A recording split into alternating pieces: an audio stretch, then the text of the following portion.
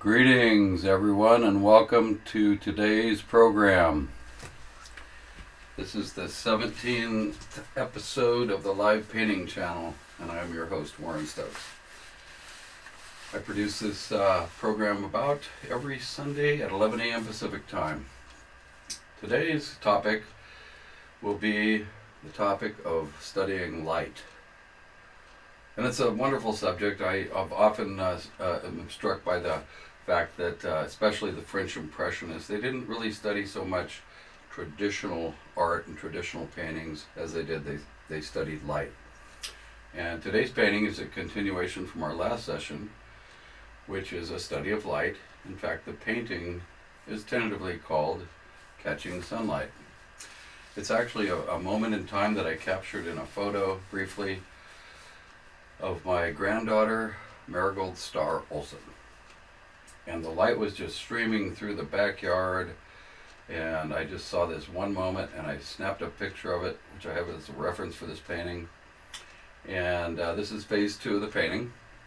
I am now going to try to complete the painting. My intention is to complete the painting today.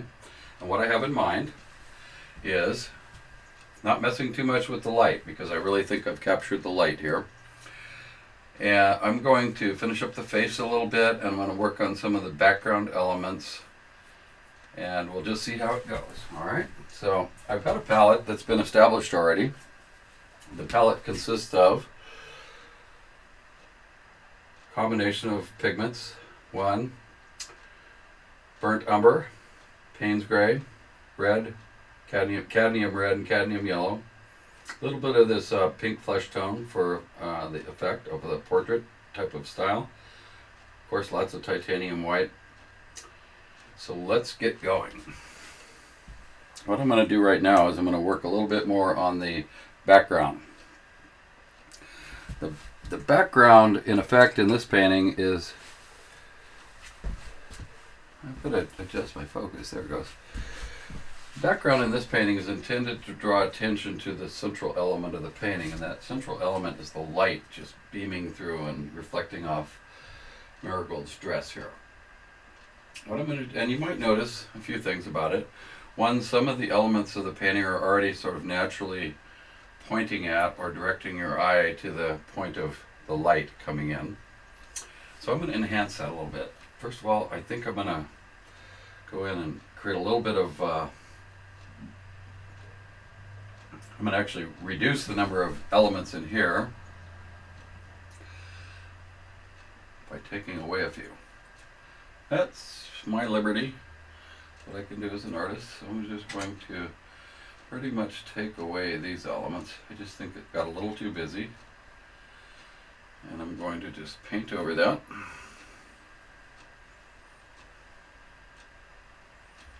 In this case, I'll pretty much leave it kind of the neutral gray tones.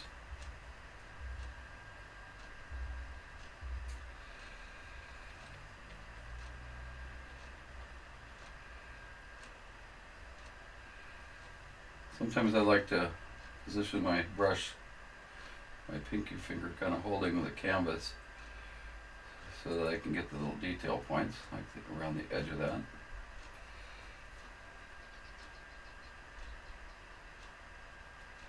Here we go. That's basically what I was looking to do. Cool. So essentially what I'm trying to do is enhance the effect of where I want the eye to go. Now it's actually just kind of synchronistic that this I think it was a kind of a ribbon or a part of the dress that was trailing, and it kind of points to this area of light here, which I kind of like. It's actually a natural occurrence. Another aspect of it is some light falling on the yard, the grass and the yard and the backyard. I wanted to kind of more focus the eye on that area as well. So I'm going to change that up a little bit to create more of a kind of a pointing effect. So some of these areas that are still being developed are going to help serve to point the eye to this particular central theme, which is of course light. It's interesting that the French Impressionists especially started studying studying art, and they focused on some everyday subject matter, not unlike this. Sitting, having a good time in the backyard, maybe having a barbecue, a family get-together. Things that were not of the usual topics. If you might recall, if you studied art, that way back in the 1500s, 1600s, and even the 1700s, the focus of art were on two topics, usually religion and history, politics basically. And the French Impressionists broke that mold when they started painting everyday scenes. People were just like freaked out. What? They would say, what? Are you painting a picture of somebody hanging laundry or pouring milk in a jug or what have you? And I think the main thing was that it wasn't the subject matter that was important. It was the study of light that they were looking for. Some of my favorites are Monet, for sure, but also Vermeer. He was a Dutch artist who painted light beautifully. If you're ever in mind to look up Vermeer, wonderful Dutch artist who basically painted light. Oh, I already liking this. This is a good enhancement. So we're just going to kind of keep that going. Let's keep it going. Make that a little darker.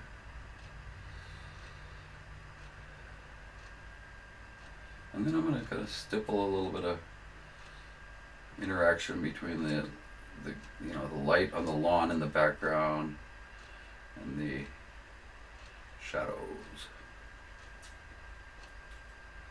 I like this negative area here, just the shadows and how it interplays with the light on the subject's arm. Cool. I really enjoy doing this. By the way, if you're interested, the reason I do the live painting channel is twofold, really. One is that I just had this urge to get more involved in painting, but to share it with the community. So I'm kind of giving back to the community by sharing my experience with art. And the other one is just to kind of create a zone where people can join in, people log in and join this live painting channel from all sorts of different reasons. Sometimes they just stumble upon it. Other times maybe they're looking for a little bit of advice or collaboration in their art, and other times it's just purely they're interested in the subject. So if you just stumble upon the live painting channel, you can also find it on YouTube. Just search for live painting channel on YouTube or Twitch. Sometimes I'm asked, why did I pick Twitch as my one of my platforms? Well, I really love the technical user interface for broadcasting. It's a wonderful user interface. It's a good audience, and I'm hoping to get followers there so that I can post my videos of these live paintings on Twitch. So if you're mind to, go in and follow me on Twitch. It's really more known for a gamer's platform, but it's also got like hundreds of videos of Bob Ross. Bob Ross, who kind of pioneered the art of live painting, at least from a broadcast media standpoint. And I always respected his work and his art and his style, but I don't so much focus in on making happy trees and such. I just kind of like the casual demeanor and the ability to share with your audience kind of spontaneously as you go, how you create a painting. Or any work of art for that matter. See, I'm liking that one. And just so you know, that little angle now is pointing right at the center of light. That's pointing at the center of light. Center of light also happens to lie on the main diagonal of the painting, in case you're interested. All right, actually I don't need to do a whole lot more on that. But I do want to start playing around a little bit with the interplay of how shadows work. Now, oftentimes people think of shadows as just gray, but as you look at a lot of art, and if you just open your eyes wide and you look at scenes that you're involved in, the shadows aren't always just black and gray. They have shades in them, often shades of blue. So speaking of that, why don't we put a little bit of blue in this painting? I'm going to just add that to my palette right now.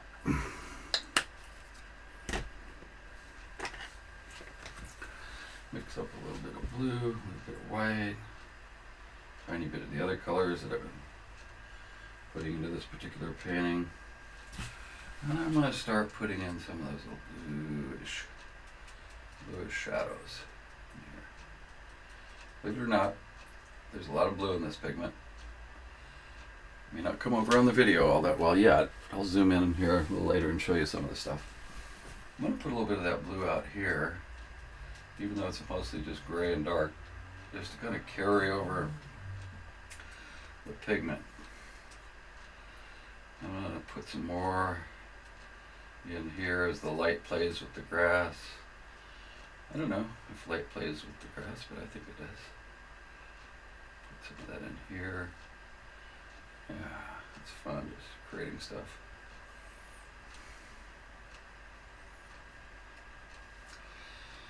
So now I'm going to go back a little bit, rewind a bit. I'm going to put a little bit of light blues and greens in there. Just because I want to. And it has kind of the image of grass in it. So I'm just putting a little bit of green in my palette. In this case, I'm going to add just what I call, the name of this pigment is a little bit of emerald green. So always have plenty of water for your brushes on hand. Let's play around with that. Put in a little bit of just some nice greens in here. Yeah. This will put a little bit down here as well. Don't want to get carried away with the greens, but they do kind of make it sparkle a little bit with some natural light.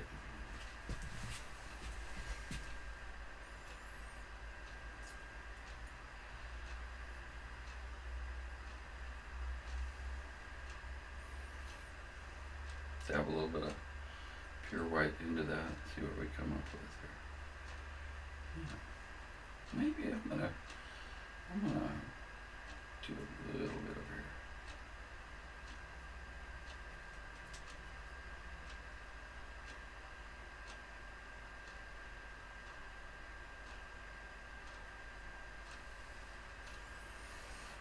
Kind of ties it together. And coming down from the upper left corner of the painting, I'm going to add just a little bit of lightness to, again, primarily to draw attention to what I want the viewers of the painting, where I want their eyes to be drawn. I'm going to make a little angled triangle out of that, just to kind of help enhance the viewer's effect here. Right.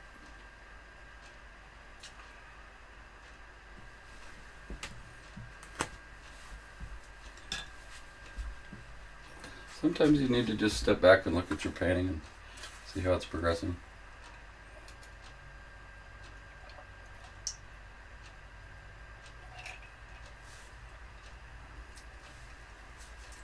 In this case, I can see the danger will be in overpainting. What I mean by that is sometimes an artist just gets obsessed with continuing to try to refine and refine and refine their work. But I found that sometimes it's best just to freeze frame, take a little moment to reflect, and try not to overwork the painting. Now, we're getting close to being done here actually, and I'm going to do a couple more things and work a little bit more on the face. I don't want the face to be the primary focus here, so I'm not looking for a lot of detail. But I do want to get a little bit more light and dark and just some more definition in the face here. So I'm going to go back into my palette, and we're gonna add a little bit of. It's pretty dark. I want to lighten that up a little bit. Amazing how different it looks when you're applying the paint to the canvas to when you're see it on the palette. In this case, I'm going to just start adding a little bit of definition here to the face. And I'm going to take it kind of easy here. Don't want to get too carried away with this, but I think you'll see what we're going to do here.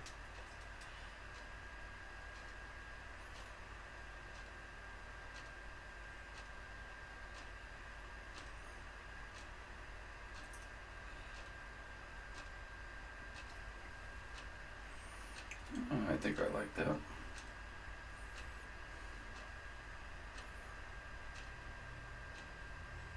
Just tiny little touches.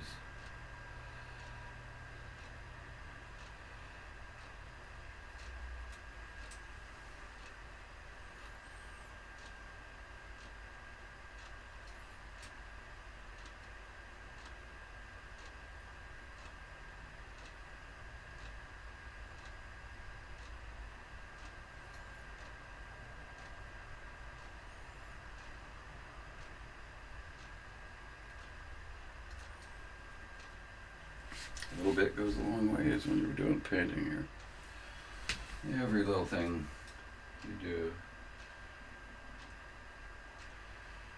I kind of think of it this way: it either adds or subtracts. Every little brush stroke. Sometimes you do too much and it starts subtracting. Let's just see how that's looking. Yeah, that's actually the effect that I'm looking for. So we're gonna get a little bit bold and add a tiny, tiny, tiny little bit of super dark matter, I call it, which will be one of the darkest things in the painting. It's going to be right in here. The eyelids, gazing at the light. And what that is all about.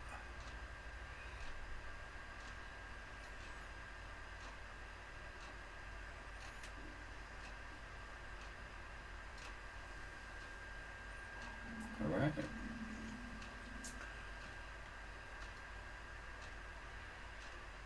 Now, that's about all the detail I want right there. Well, with one exception. See, here I go. Second guessing myself, but I'm going to lighten up some highlights on the certain areas of the face here. Taking the same pigment, just adding a little white to it.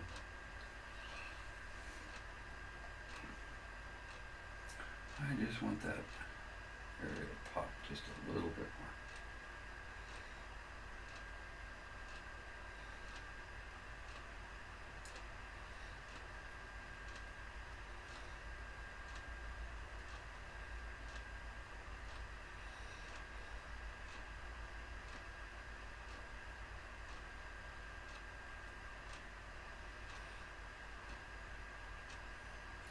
I like that. Yeah. All right. So now I'm going to do one of the funnest things in painting, at least for me, and that is using the fan brush. I'm a fan of fan brushes, as many of you know. I've said that before. Don't usually get a whole lot of humor out of that, but nevertheless, you'll know what fan brush is, I'm sure. Nice little fan brush here. But here's the thing. Here's the dealio. What we're going to do is we're going to put some finishing touches on the hair. I've already liked kind of how it's going. So we're going to start by loading the fan brush fairly lightly. And this is where it's kind of like you never know exactly what you're going to get when you do this. So it's like, stand by, watch this. I hope you're watching. And by the way, if you are inclined to, please feel free to comment or chat in the program here as to things you like, don't like, anything at all. So what I'm doing right now is I'm loading a little bit of dark matter on my brush. But I'm going to also try to load at the same time some streaks of light stuff. Let's see how that works out. Now, this might be a good time to do what I call a test swatch, because it's kind of irreversible. What we're going to do here is sort of like etched in paint, if you will. So I'm just going to take one of my sketchbooks. And by the way, this is a swatch here. So this is a swatch of some phthalo green and white, basically. But what I'm going to do is I'm going to do a test swatch of the fan brush with the colors I've loaded in it. I'm going to do a little test swatch, it'd be fun. Pull it down kind of quickly. Wow, that's what we're talking about, right? See that? It's actually pretty much what I was looking for. Yeah. some middle brown tones. I think I'm just about ready to go for that. That's looking good. I'm going to reload just a little bit on the fan brush. And I'm going to pull down this fan brush from the top. Ooh, I got a bunch of red on there somehow. From the top, right down into the finishing area. It's got to be like a real confident stroke. Are you ready? We're going to do it. Okay, let's do it. There we go. That's what we're talking about. Now I also see this happening a little bit more over here. So we'll do that. Down a little bit more there. But I also want to put some dark stuff in here, some dark parts of the hair, because it's really in the shadow. Load that up on my fan brush, and we're going to do another little test swatch, just to make sure we don't irrevocably ruin the painting. Just like that, yeah. That looks good. So I'm going to load that up on my brush. What I'm going to do is I want to create kind of a dark area here.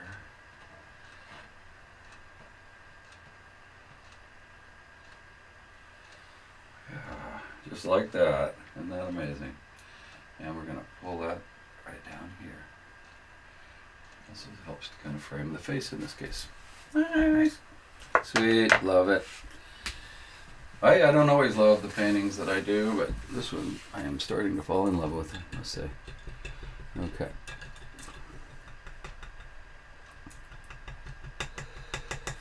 Alright, thanks for the comments from the chat room out there.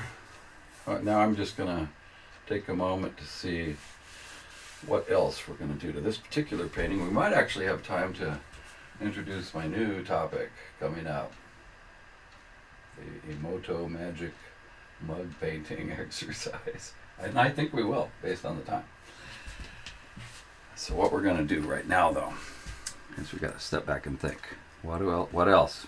Without taking away from the painting. Remember, every brush stroke that you add to painting does one of two things: adds to the painting or takes away from the painting. Think about it. So we've got to think about it carefully. At least I do. Got a question from the audience out there. Is she splashing in puddles? Well, in a way, splashing in puddles of light. That's a good question. The light is basically streaming through the backyard, and the highlights were just magical in that they just totally set her dress kind of on fire, if you will, with the light. There's a band of light here. Maybe I didn't get that so good. And maybe it looks like she's splashing in puddles, but I'm going to say they're puddles of light. That's what the answer is.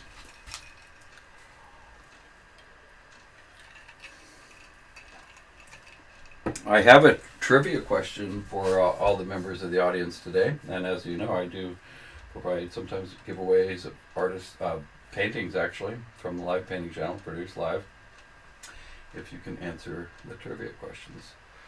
So here's a trivia question for you. Very relevant to the subject matter today. The artists who studied light were the French Impressionists, and that was one of their kind of claims to fame. So here's the question. What French Impressionist was the most financially successful during his or her lifetime? And if you answer that question in the next 5 minutes correctly, you have won a free painting of your choice from the Live Painting channel. I'll watch for the answers here.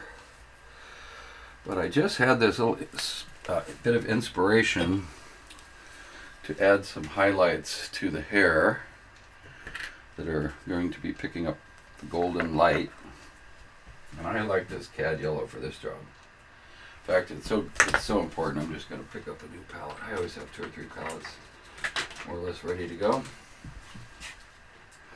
I'm going to put some cadmium yellow, some titanium white on my palette, a tiny bit of that burnt umber that has been permeating the neutral and brownish tones of the painting so far. And I'm going to load up a fan brush. This one, it's kind of an old gnarly fan brush. Sometimes I use these. I like them. They just have a little more random effect. And I'm going to see if I can make some golden highlights for the hair. They just mix me up some golden highlights here. It's gonna have to be mostly yellow and white, but I don't want it to be too garish, so I'm gonna add a little bit of yellow, white, burnt umber, and why not? Let's do ourselves another swatch test, okay? I like to do it where the camera can see it. It's supposed to be autofocus. We'll see if it works. Boom! Yep, nailed it. So we're gonna go ahead and use that mixture. And what I want to have is see the lights just permeating this little scene here. Ready? Another one of these irrevocable moves that you do in art. Ready, set, go. It's gonna come down like that. Oh yeah. A little bit of golden light. Oh yeah. And in fact, while we're at it, let's add a little bit here.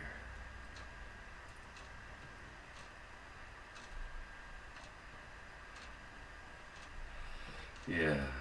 Now you know. I like it. I really do. And if I don't, it doesn't really matter. It's already done. But I do see the need to kind of ameliorate that just a tad with a little overpainting. Oh yeah, look at that. Now we're talking. Now that golden light just streaming little bits of it through the hair. Sweet. Like it. All right. Hope we're having fun today. Wisconsin has guessed Degas. Not a bad guess. I love Degas. Actually did a lot of paintings of a lot of this sort of genre, if you will. A lot of dancers with light streaming in their dresses and stuff. The answer there is Monet.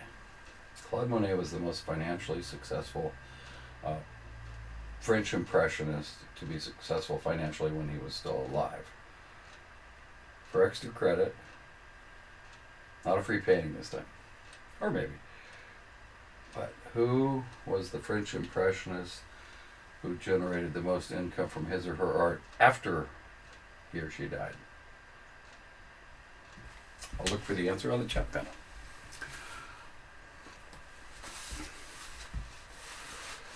So, in order to prevent confusion about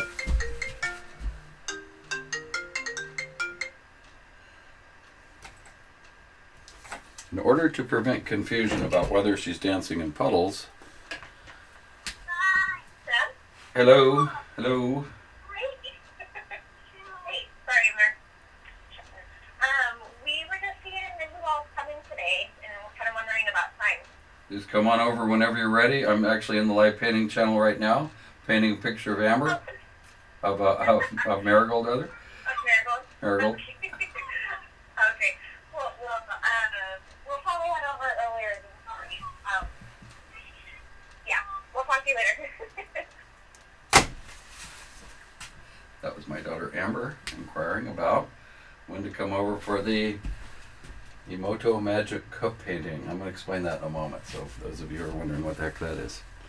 Ah, yes, Wisconsin got their answer correct. Van Gogh, whose paintings have generated like over $100 million, well over that, since his death. So I didn't get to enjoy that. Unfortunately, Van Gogh died a poor man. Well, poor in economic terms, probably rich in artistic terms. But in any event, we're going to go ahead and work a little bit on those puddles of light down here at the bottom, because I don't want it to remain unclear that she's not splashing in puddles. So I love the input from the audience. The last one of my paintings earlier was pointed out that the proportions weren't quite right, so I thought about it. Not that I always do what the audience tells me, but sometimes the audience is right. A little different perspective. But what I'm going to do down here is definitely add a little bit of painting to make sure people know that this is not mud puddle down here. What we're going to do for that is we're going to add a little bit of that green, just enough to make sure we all know this is definitely light on a lawn, And dancing in the sunlight is what this is. A little green in there. Good call. Good call. And how the light just dances through the grass. I love that. Awesome.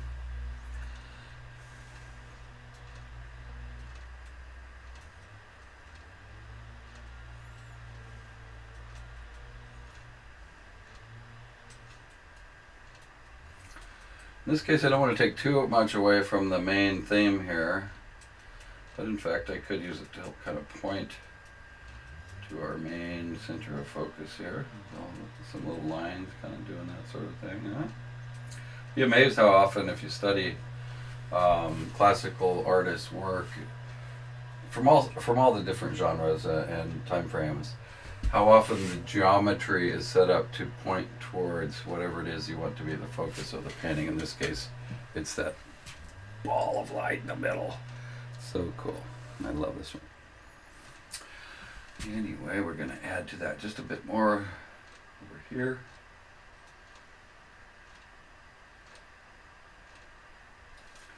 I don't usually take phone calls during my live painting sessions, by the way, audience.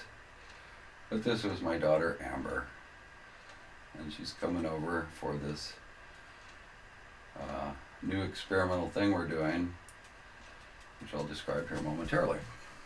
Whoa, I'm kind of liking it. I think we're going to call this one pretty much a wrap here. And it gives me time to talk a little bit about the new idea. So here it is. The new idea is that, it's not brand new, but I'm combining a couple of ideas. One is that we're going to be painting cups. Yeah, let me zoom in on that a little bit. Just ceramic mugs. I'm painting stuff on them, as you can see. And let me tell you, and this is not a commercial plug. I don't get any money for doing this, but you can buy these kits for painting these mugs at Michael's.